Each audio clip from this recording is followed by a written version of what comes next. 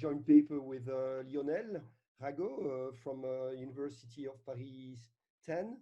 Lionel should be in the audience, if I'm not mistaken. I apologize for those who have already seen the paper at my university, at OECD in Paris in last December.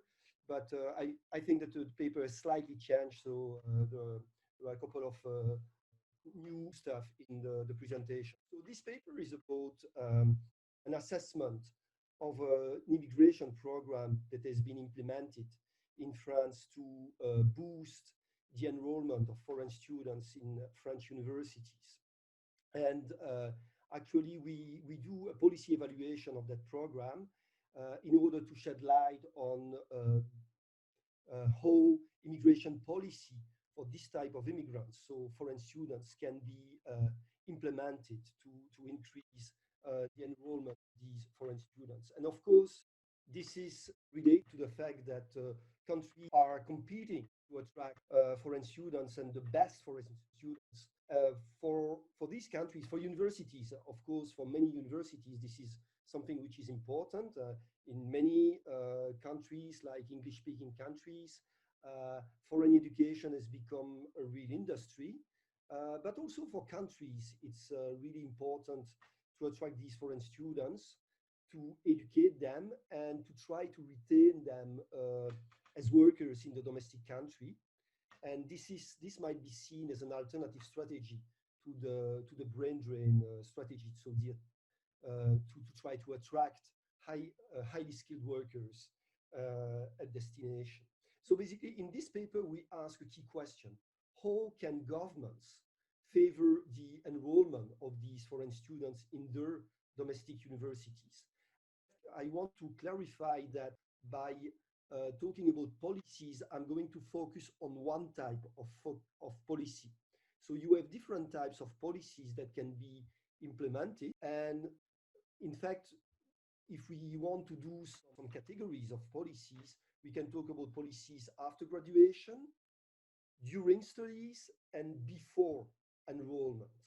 And I'm going to talk about the last type of policy. So how to increase enrollment by increasing the number of applications of these foreign students and the enrollment in the universities. So I'm not going to talk about the policies that try to retain foreign students in the domestic labor market. You know that it's an important type of policy because the stay rates of these foreign students are quite low. I'm not going to talk about policies that are going to favor the living conditions of students, to decrease, to increase, for instance, their revenues by allowing to work. But I'm going to talk about this particular part of policy trying to boost enrollment. And there is little knowledge about this type of policy. And so the Campus France program allows us to shed some light on this type of policy.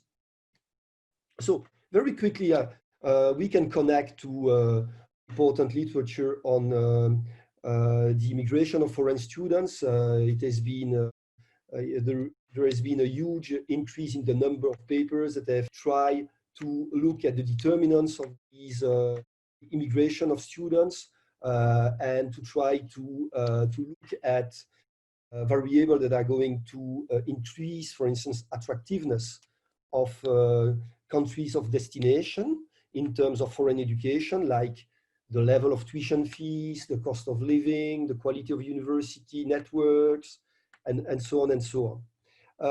But globally speaking, there has been little attention that has been devoted to the role of government policies in trying to increase the attractiveness of universities for foreign students. So I think that maybe one interesting contribution of this policy evaluation is the fact that we are going to emphasize that when we look at immigration figures, basically these immigration figures is this is a concept of equilibrium. This is the number of immigrants that have arrived at destination and that have been selected by immigration policy conducted by the destination country. And this is a little bit the same for universities. There are two different types of process. First of all, you apply for in a university, and then you are selected by the university. And of course, if you use only enrollment data, this is not going to be an issue in terms of trying to estimate demand functions for foreign education, because basically the numbers are going to depend on how severe is the selection policy by university. And we would like also to shed some light on the importance of this part of the process. And we will show that selection by the universities is going to be a key component in the evaluation of the efficiency of this policy. Okay, let me spend some time on explaining what is the Campus France program.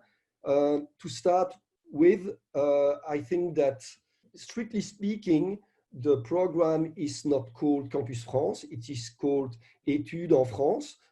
Campus France is more related to the institution that overlooks this type of program, but just a small clarification in terms of wording.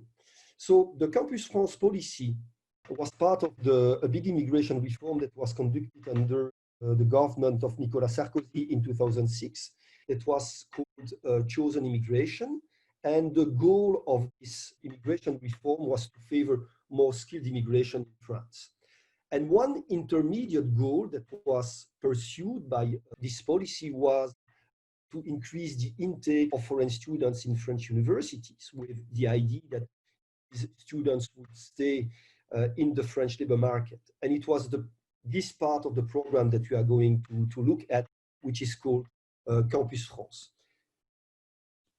Quickly, this Campus France program aims at simplifying the application process for foreign students and to decrease the cost of application for these foreign students.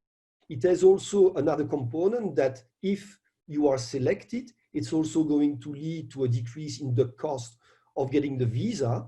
But the basic aim of this program was to decrease the cost of application. So what did they do? They created special agencies in particular chosen countries. And these agencies favored processes of harmonization, digitalization, and centralization of the application process. So everything was going to become digital, and this was supposed to ease the process for these foreign students. So these foreign candidates are screened in their origin country by these special agencies. And the big advantage of going through the Campus France program is that they have to fill up a single application form, and this single application form is going to be valid to apply to the universities that participate to the Campus France program. It might look normal to have this type of process, but with respect to what happened before, it was a big improvement, because before you had to do a specific application for any single application in any single university. So each university had its own process. Everything was on paper. In some countries, the cost of sending this application might be huge. Think about a developing country in which the postal services are not working very well. So basically, you can use this electronic form of application, which is going to save a lot of money. Otherwise, you have to use special postal services that can be very expensive. Okay. One thing which is important also, it is the treatment of applications. So you have to select a set of universities, and you have to rank your choices. If you are not successful with your first choice, basically your second choice is going to be better treated with this new process with respect to what happened before. So there are anecdotal evidence that in the former type of application, if you were not successful for your first choice, your application was going to be lost in the process. Okay? So one thing which is really important, and this is going to play a key component in the evaluation, is that the selection of these candidates remains in the hand of the universities. And this is very important to mention that. So how does it work? So the program started in 2007. Initially, there were 19 countries, and there was a gradual increase to 35 countries at the end of our sample period. I don't think that there were additional countries that were added in between. Now, you need to be in a country to be able to apply through that program. You need to be in a country that has been selected, but you need also to apply to a participating university. So universities are free to participate. Sorry, Michel. Yes. One clarification question from the audience, from Ankush Ashri. Was this program valid only for public universities or also private universities? Asking because the fee structure and hence the willingness to apply would differ. Yeah, it's, to the best of my knowledge, this is mainly applicable to public universities, but you have a huge majority of public universities in France. Yeah. But I'm talking under the control of my co-author Lionel, and maybe Lionel might give additional details about that. So what about some private universities? I don't know to what extent we have private universities in the full list. I don't think so, but maybe Lionel will be better placed to answer that question. Sorry, Michel, another one yes. From Martin Fernandez Sanchez. So did universities choose to simplify their procedures and admit the standard Campus France form? So basically, everything is taken in charge by the Ministry of Education. So basically, there is an application form which is sent to all universities. So universities receive all the candidates that have applied through that form and that have applied for a specific program. And then these universities are going to select the number of students that they want to take in their program. I don't know if I'm answering to the question. So there was a gradual increase of the number of universities. There are 73 universities that are considered in our sample. Initially, it was 49. At the end of the sample period, there are 66. So there are still a couple of universities that didn't participate. And sorry, Michel, one additional question from Joan Jules related to this. How many are these with respect to the total number of universities? So yeah, maybe I can show you that graph. So the number of universities that we consider in this program are 74. At the end of the sample period, there are 66 universities that participated. But to be able, for a particular student, to be able to use that Campus France program, you need to be in an eligible country and you need to apply to an eligible university or to a participating university, which means that you need both conditions to apply.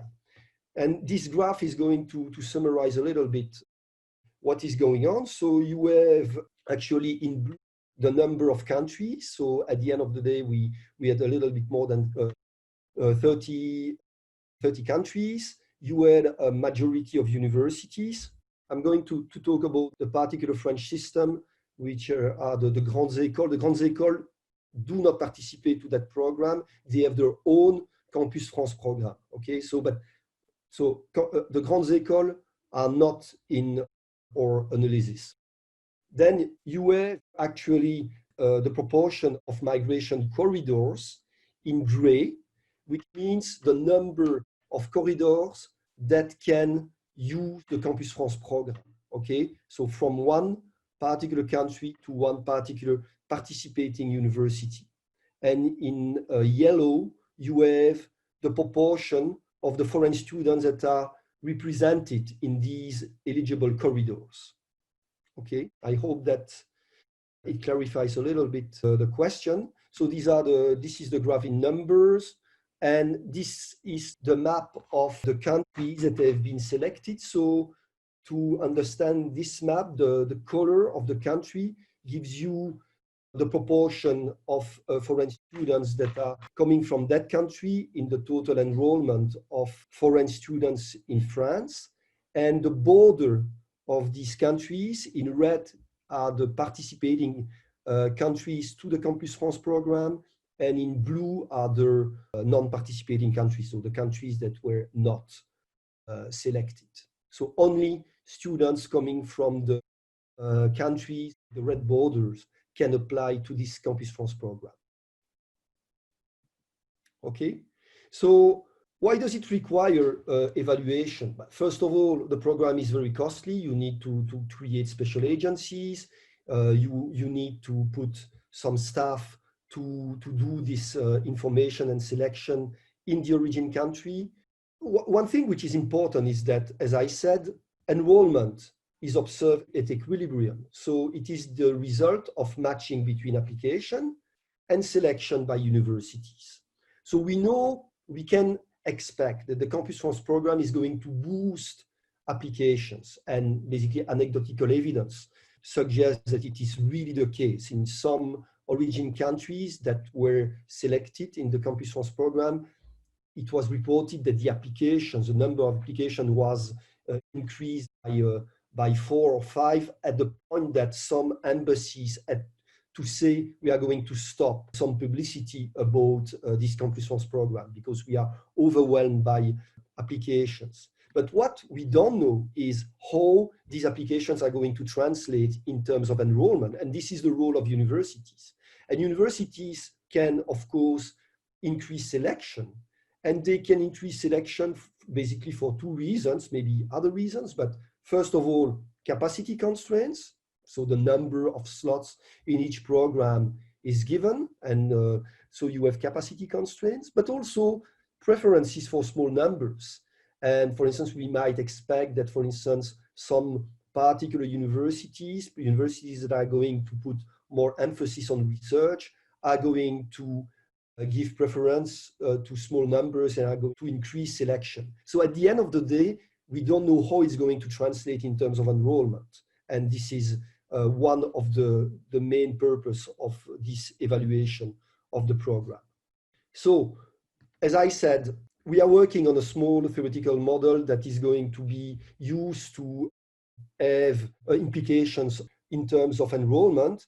We expect that the Campus France program is going to boost applications. It's a little bit more complicated than what I said, because with the Campus France program, you have a cap on the number of applications that you can put at each level of the program. So for instance, for the first year student, you can apply to up to 3 applications. But we should nevertheless expect that it's going to boost application because there is a big decrease in the cost of applying for these foreign students. And of course, we would like to know whether it's going to be mitigated or totally offset by selection. Okay, so the impact of on enrollment is really unclear. Selection will depend on a set of factors at the university level. We can expect that it's going to depend on quality. How to measure quality is an issue, but we will try to solve that. And of course, we will need to come up with data to try to make a distinction between, let's say, research and teaching universities. So basically universities that are going to put more emphasis on selection than others. Okay, so sorry, Michel, before you get into that, I have a number of questions on the institutional details. So from several participants. So some people were asking about how the committees, maybe they are not choosing the best candidates. So whether you could say something more about the selection committees that you have mentioned already. Some other people were worried about why the European Union was out, because they are already have access to French universities or not. What about Canada? And any reason that it's out of the program in the home country? And finally, about limit for the number of students from a particular country. And let me see one more, whether the program applies to bachelor, masters, and PhDs. Yeah. So take a few of them, and maybe Lionel can answer the others in the chat. Yes. I would suggest that we give Michel 10 more minutes, and then we will be a bit more than halfway, and then we can have a round of Q&As before leaving the last 15 minutes for the end of the presentation. Okay. Very quickly, I can deal with a couple of questions. So this program is going to apply to the bachelor and the master program. It's not going to apply to the PhD program and beyond the master program like medical students. And actually, this is a very good point because we are going to make use of these students to make a placebo, okay? The second thing is that, to the best of my knowledge, there are no real limits in terms of origin country. So I don't think that there are limits by origin country quotas or something like that. Canada is not.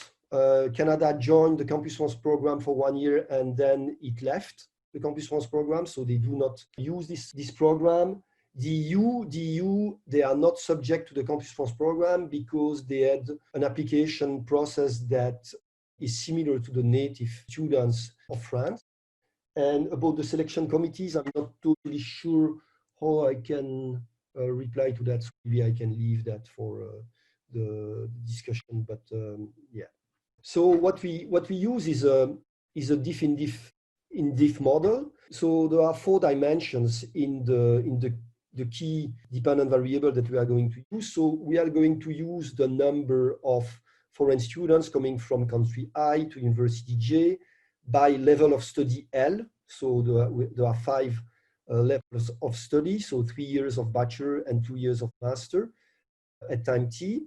And actually, this, you see that it is an almost saturated regression model in which we are going to put a lot of cross fixed effect that we hope are going to deal with a lot of unobserved factors. The key policy variable is the Campus France variable, which is going to be a dummy variable if this Campus France channel is applicable for that particular corridor on that year. And of course, this is not level specific because you can apply to the Campus France program in the first year, in the second year, in the third year, in the fourth year, and even in the last year of the master. And this will have implication for the interpretation of the beta that we are going to estimate. Okay, so I have already talked about that. So as I said, we have 74 universities. We get rid of very small universities. We do not consider grandes écoles, so they have a different scheme for enrollment. We had to do a lot of things about the mergers of universities during that period. So I do not have enough time to explain everything that we did, but maybe we can talk about that later on. And it applies to the 5 levels that I was talking about, and we are going to use the 6th level for a placebo. Okay, so you know that in the Diff-in-Diff model, since it's really important to take into account unobserved factors that are going to capture whether you are going to fulfill with the trend assumption, the parallel trend assumption. So we hope that this battery of fixed effect is going to do a good job. So we have origin time fixed effect that are going to take into account country specific trends, business cycle, living conditions, quality of education. We have the alpha JT fixed effect that is going to take into account every factor which is specific at university. So if there is an expansion in one particular university, it's there. Fees, cost of living, everything that you can think of as factors of attractiveness of these universities, dyadic fixed effect, and something which is important also is time level of study fixed effect. And for instance, this LT fixed effect can take into account the impact of reforms that have been conducted over that long period of time by the French Education Ministry. And for example, peer government change at level you can make selection of students. So before it was at the last level of the master, and then they change the possibility of doing a selection for the first year of the master, but this reform was conducted outside our sample period. But if there is such a reform, this is picked up by this cross-fixed effect. Okay. Very quickly, but I think that it deserves some point, is the type of students that we are going to consider. And one thing which is very good with the French data is that we are able to make a distinction between two types of foreign students based on their nationality. And I think that not a lot of countries have this type of distinction. So basically, if we include all students that do not have the French nationality, this could be an issue because we are going to include students that have been in the French system before. So basically, for instance, the parents, they are children of immigrants, or the parents have immigrated to France and they have completed their high school in France. And basically, what we want to pick up is the possibility that, of course, these foreign students are going to choose a French university to complete their education abroad. So we would like to get rid of this category of students, and we can do that because we have this information. So we have the information of whether these foreign students have a high school degree from France or from abroad.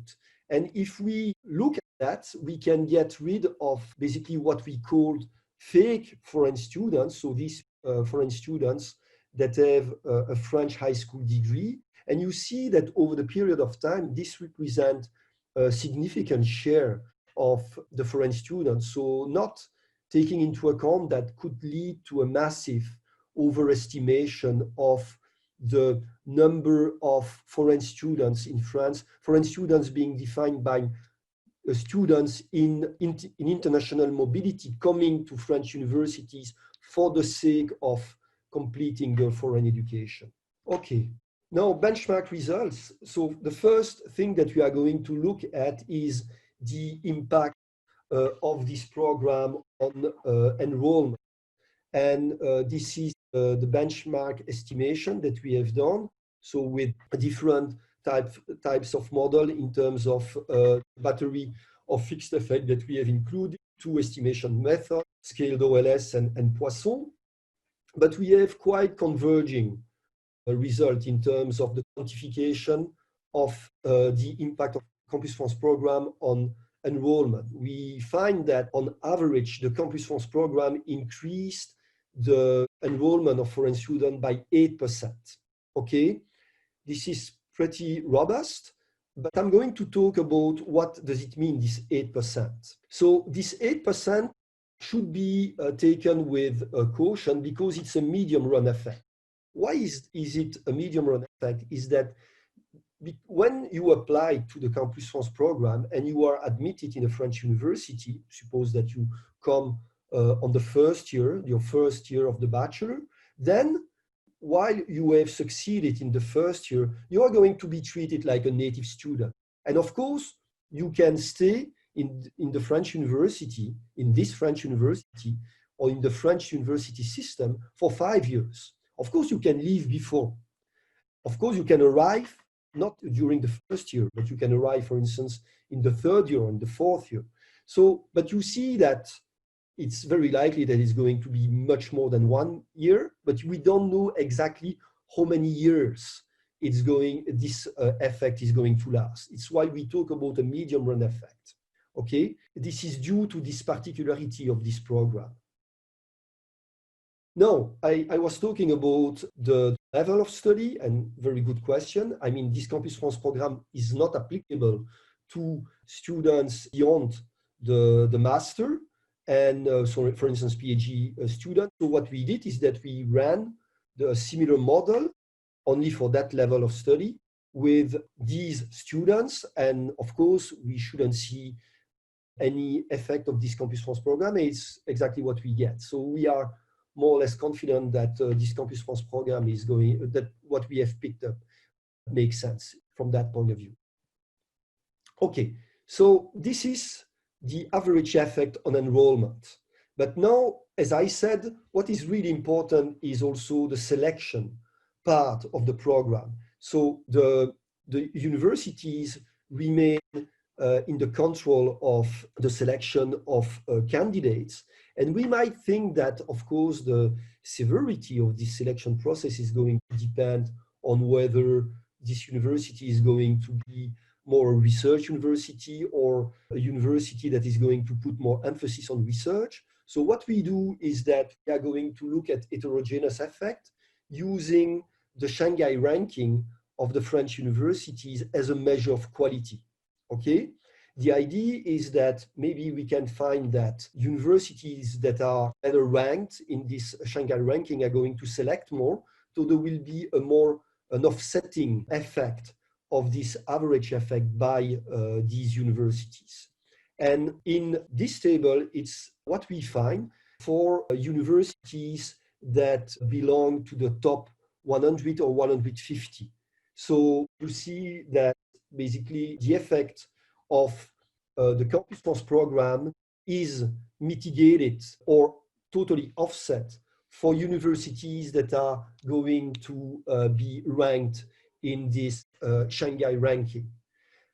Now, when I presented this paper at OECD in Paris, I mean, there was a very good question from Thierry Maillet, if I remember well, saying yes, but of course, this ranking, this Shanghai ranking is going to be more than a pure measure of quality. We look at a little bit at the details of the Shanghai ranking. And for instance, this is true that it's going to favor large size institutions. For instance, in this Shanghai ranking, you have the number of highly cited researchers, the number of prize winners, like Nobel Prize winners. So it's very clear that it is not a clean measure of quality. It is also polluted by size. So what we wanted to do is also to use an indicator which is less polluted by size. And what we have used in the meantime is something that has been conducted at the level of the French government. It is called the IDEX contest. So basically it was a program, very quickly, that was supposed to give research funds to institutions of excellence. And the good thing is that they ran this program during 2 years, 2010, so in the middle of our sample period, and 2016. And the good thing is that even small universities can participate to this program because they can build consortia, research consortia. And we are going to use this classification. So we know the result of this contest. So we know which universities have been coined as universities of excellence. And we are going to issue 3 indicators of quality. So the first indicator is going to be very much like the Shanghai ranking. We are going to include the major universities of excellence. Then we are going to enlarge, so it means the successful universities that were leaders of these research consortia. Then we are going to add all successful universities in the second indicator. And then there was an issue in 2016 is that some universities lost basically the reward of excellence. So it was basically the University of Toulouse. And so we are also going to include Toulouse in this indicator.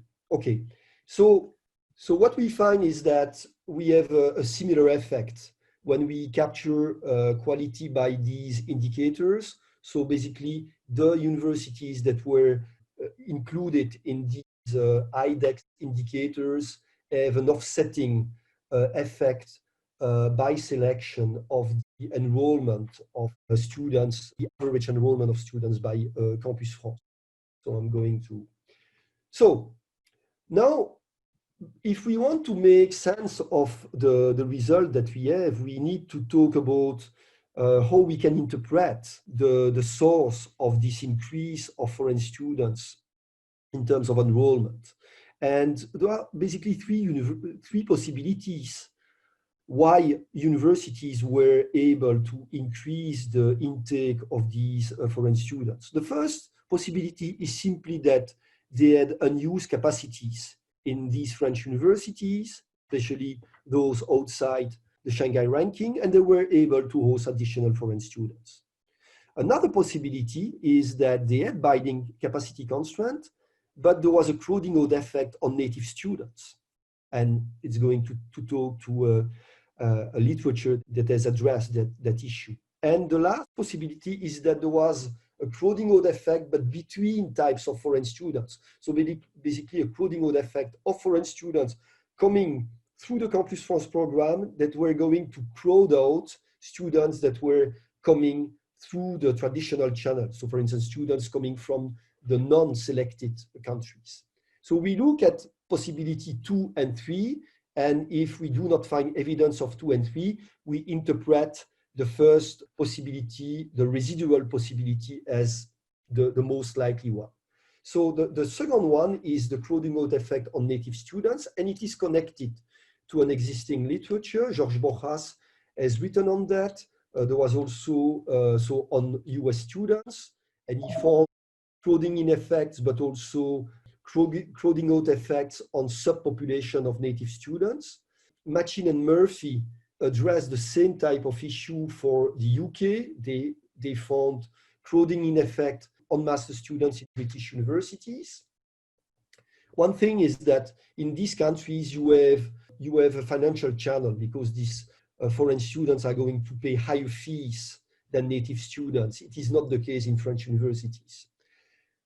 Okay, so what we estimate, so we change the dimension of the data. We are now at the dimension of university and time, okay? And so what we look at is the enrollment of native students in each university, and we look at whether these native students are going to be crowded out or crowded in by foreign students.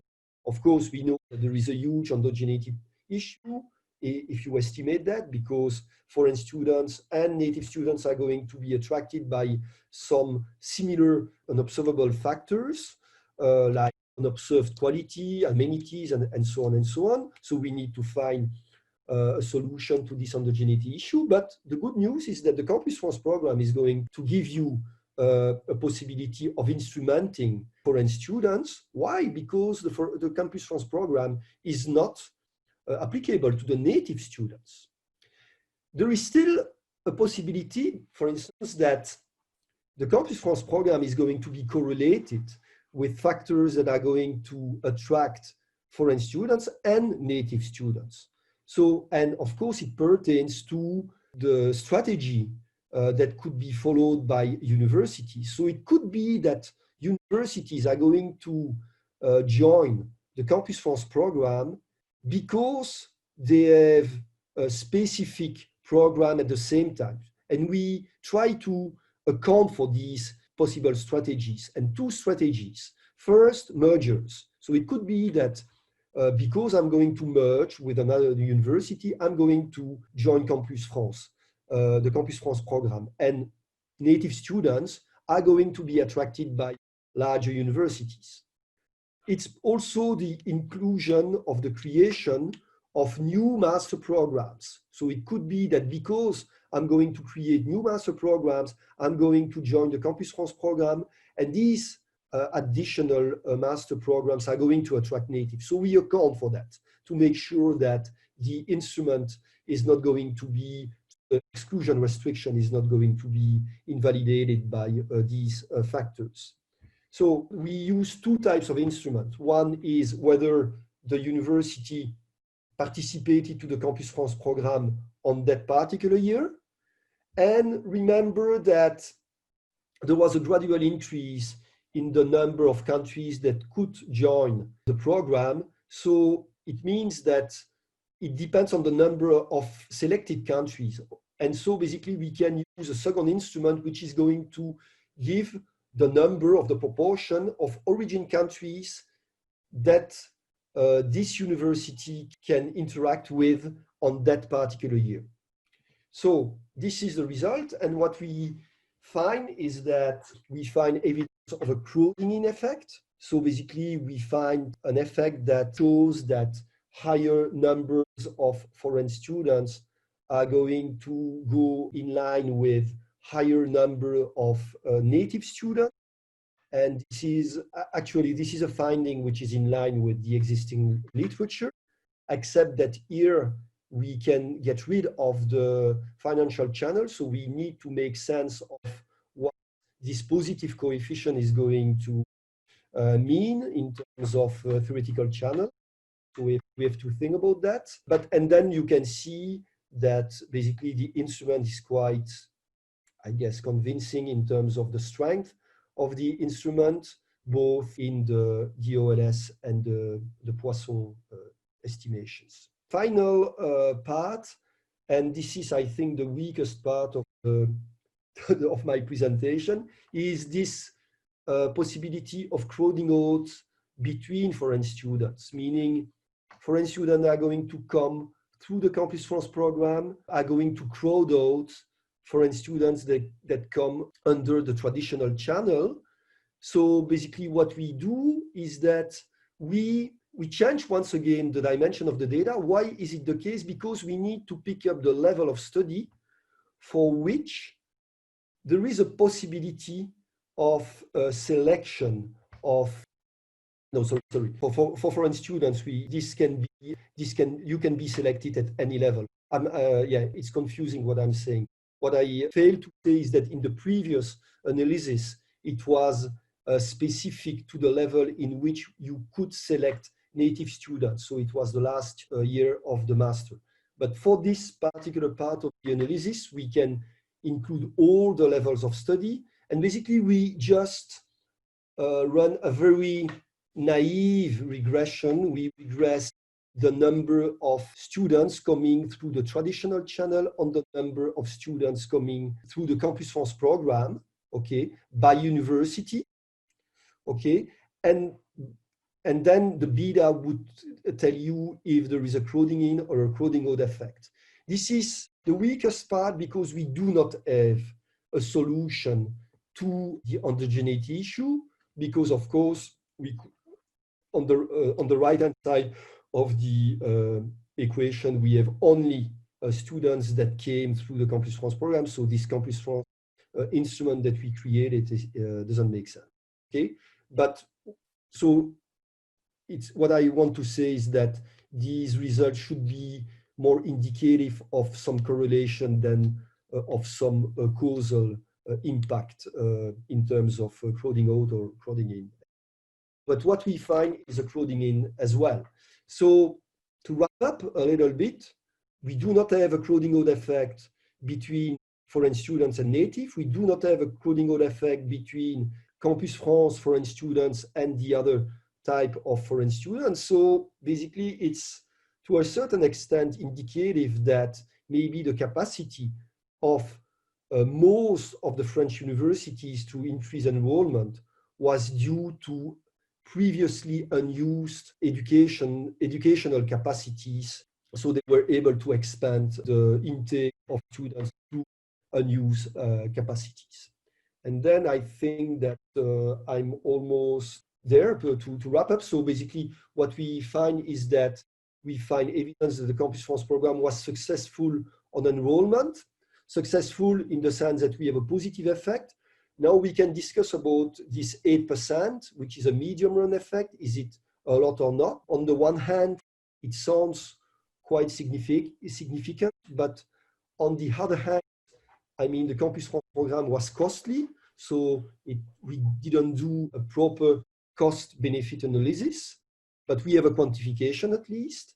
But what we found is that there is an evidence that selection by universities and the best universities mitigated this Campus France program on enrollment, and especially it was the case for the best universities. So for the best universities, actually Campus France program didn't have any impact on enrollment.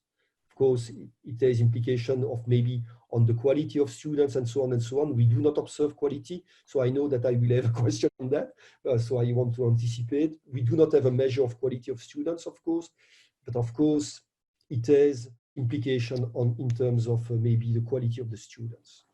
And no evidence of a crowding out effect, as I said, and it might suggest that many universities had unused capacity constraints that allow them to succeed expanding their capacity of enrollment. Thank you.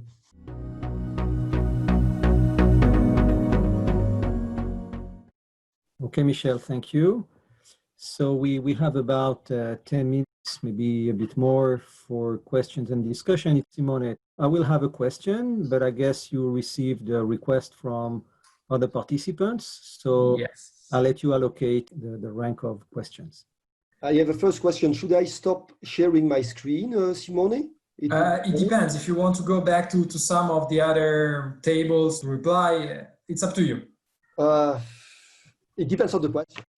Okay, so you can leave them on. You can leave them Okay, on. okay. So I start with one question that I have myself. So it's about selection into the program at the origin country level. I was wondering to what extent these might be related to a more general bilateral immigration policy of France towards other countries. So let me specify what I have in mind. Do you have data on how many students whose applications get accepted either through Campus France or through the standard procedure, but they don't get a visa then? So is it the fact that getting into Campus France, in a sense, is a signal that there's not such a risk? Okay. Would you like me to reply? Or no, I can then let you collect more questions. So we have questions about network effects that could counteract the effect on quality that you were estimating. So for instance, students may go to the same schools than their previous peers have attended, even if they rank below 150 in your ranking. Then there's another question about it would be interesting to analyze if there were any specific characteristics of countries where the effect was larger than the others. So you were analyzing distinct effects by quality of the receiving university. What about heterogeneity across origin countries? Have you explored this?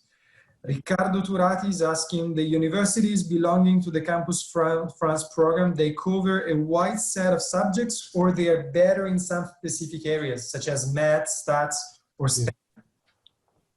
And I stop here. Should I ask my question now, or? Sure, go on. Please go ahead. Okay. So my question is about, I didn't see the literature. I would I like to see maybe more relating to this is the literature on matching in school choices.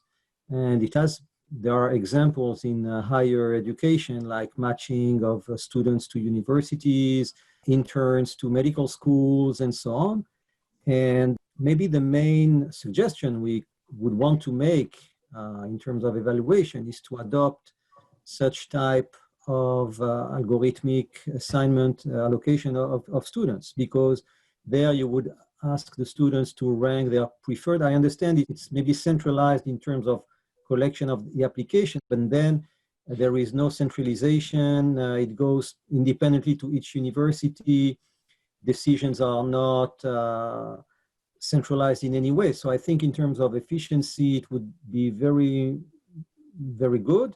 And also that would improve the matching quality between students and schools. And that would also give you, for evaluation, an implicit quality measure, depending on, which students are admitted to which universities and so on. Okay. I also had another question for Michel, this time coming from Francesco Lissoni, who's arguing unused versus saturated capacity varies across disciplines. Recent data on rejected applications by natives through the Parcoursup program, which introduced selection below master level for the first time in 2018, can be indicative of saturation versus non-saturation across disciplines. Yeah, so can you rephrase that?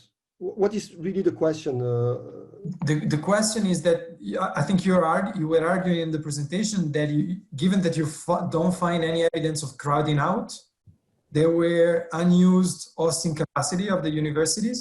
Yeah.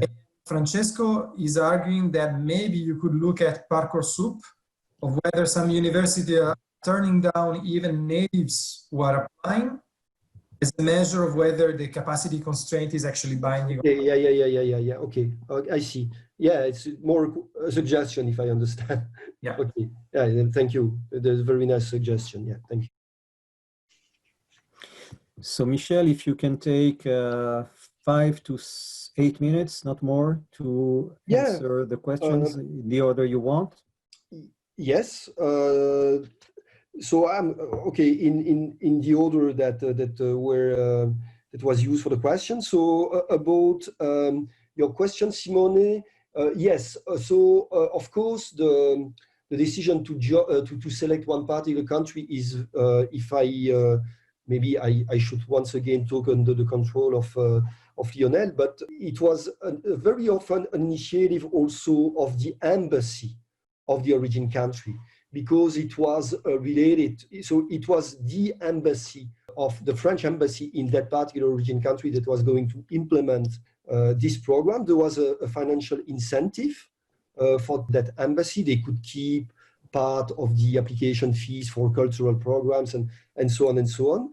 Once, basically, about the visa, about the question of the visa, it could be that a student is going to be admitted through the Campus France program and is going to be denied having a visa, but it's a very, very rare case. Why is that? Because when they apply in the origin country, there is a screening by the embassy in terms of security, and this part of the security is going to give some opinion to the universities. Of course, the universities do not have to comply with the opinion, but the universities have that particular opinion of this security screening. So it would be only in the case where universities would say, I'm not going to follow the suggestion of the embassy in terms of security. I'm going to allow them to come to my university, and then they are denied a visa because of these security concerns. So yeah, so it's a complicated process, but I don't think that it's going. When you are admitted, I mean, most of the time you have a visa. Yeah. About the network effect, I agree. The network effect, yes, it's really important for student migration. So it's always an issue how to capture the network in that particular model. What is the right definition of the network? This is something that, of course, we need to think of. And I agree that this can play also a role in terms of mitigating the global effect of Campus France. Heterogeneity across countries, we didn't look at that. So we looked primarily at heterogeneity across universities because we wanted to emphasize factors like quality, but of course heterogeneity should be a significant amount of heterogeneity across countries because of the level of development. I was talking about the fact that part of the impact of this program is also to lower the cost of getting a visa. For some countries it can be negligible, but for other countries it can be significant. So I agree that we could look at some heterogeneity. The topic, yes, some universities are topical in the sense that they are specialized in science, specialized in literature. You know how it works a little bit in France. You have also comprehensive universities, or most of the universities that are included are comprehensive, but for instance, the universities of Paris are very often specialized in a large set of disciplines. So you have the medical university. Yeah, so part of the university are topical, but most of universities are comprehensive in the sense that they propose all types of programs. Yeah, the matching, the suggestion of Hillel, yes, I totally agree. I couldn't agree more, especially because what we are trying to do also is what you really need to have to do a better job is to have the application data. So we try, and it's a long battle, we try to get the application data. So we would like to know what is the amount of application for each country to each university. And then, of course, you can make use of matching algorithm. And I totally agree with you that it's only the application process which is centralized, but the last decision is in the hands of universities. So basically, it's really where the matching process is going to happen. But I agree with you that it's not just that you need the application, but also some kind of ranking from the students about their preferences, no?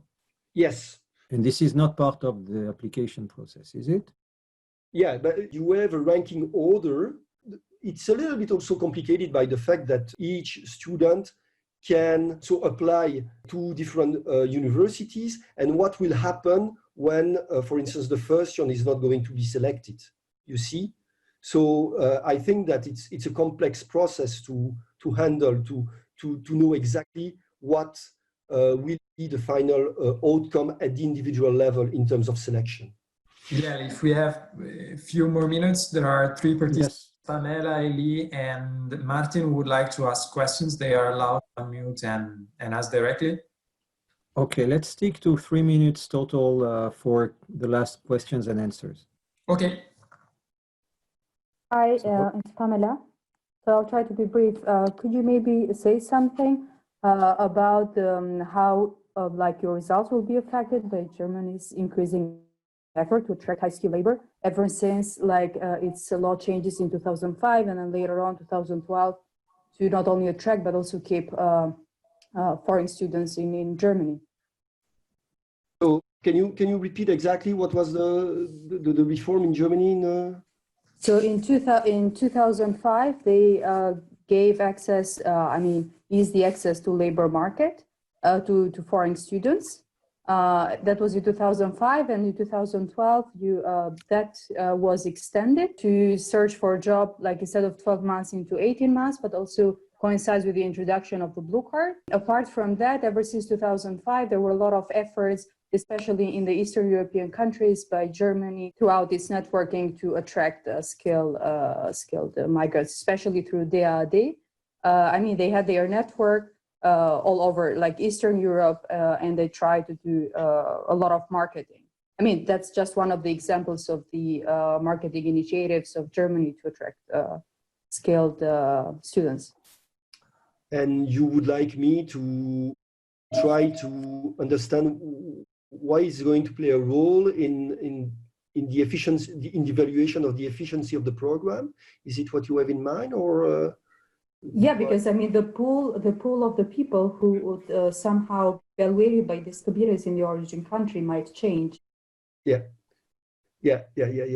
Of course, let me think about how.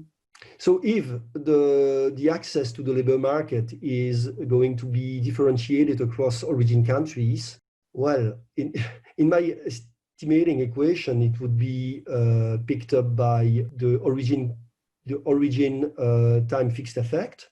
So basically, it means that there would be a global increase to all universities, which is specific to that country.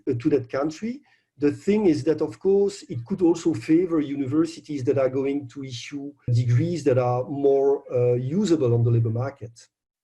So in that sense, it could generate also some heterogeneous effect across universities, but to the extent that it doesn't do anything in terms of heterogeneity of universities, it should be picked up by the cross-fixed effect. I don't know if I correctly reply to your question. So I think if not, then you will have to discuss this bilaterally with the person with Pamela, I think was her name. Yeah. So Simone, do we have pressing short questions remaining? I let the people decide. In any case, everything is going to be transmitted to Michel and Lionel. So all questions that have remained unanswered are transmitted to the speakers. Yeah, do not hesitate to send me emails. I'm happy to look at the comments and to try to reply to. Okay, in that case, I think we can thank Michel for this second seminar. We hope to see you, to have you again for our next sessions. And thank you again, Michel. And let's hope we get better foreign students in France thanks to your work. Goodbye.